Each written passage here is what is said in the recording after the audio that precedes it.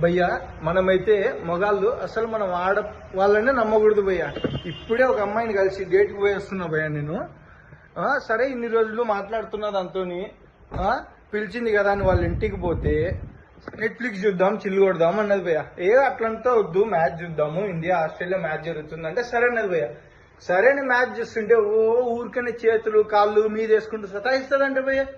కొద్దిసేపటికి ఏం తాగుదాం అన్నది భయ్యా. ఏం పడితే ఏం తాగుతాం మనము, వాటర్ తాగుదాము, ఊవర్ వాటర్. TDS లెవెల్ కరెక్ట్గా మెయింటైన్ చేస్తారు, 75 to 150, మంచి విత్ యాడెడ్ మినరల్స్, హెల్త్కి బాగుంటుంది అని చెప్తే అట్లా కాదు మందు ఏం తాగుదాం అంటది భయ్యా. మందు ఎవరన్నా తాగుతారో చెప్పండి భయ్యా. సర్లే గమ్మును మ్యాచ్ చూడని చెప్తే అంతలోపు కోహ్లీ అవుట్ అవుతాడు భయ్యా. కోహ్లీ అవుట్ అవ్వగానే రబ్బర్ తెచ్చుకున్నావు అంటది ఏంది భయ్యా.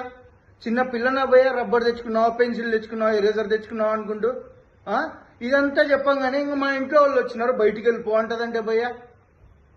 ఏం చేయమంటారు చెప్పండి భయ్యా. ఇంట్లో నుంచి బయటికి రాగానే ఫోన్ చేస్తే ఫోన్లు ఎత్తదు భయ్యా. మెసేజ్ చేద్దామంటే మెసేజ్ రిప్లై లేదు. చూస్తే అన్నింటిలో బ్లాక్ భయ్యా. ఇంతకంటే మోసం ఏడైనా ఉంటుందో చెప్పండి భయ్యా. బ్లాక్ చేసింది భయ్యా. ఎట్లా మాట్లాడాలి భయ్యా.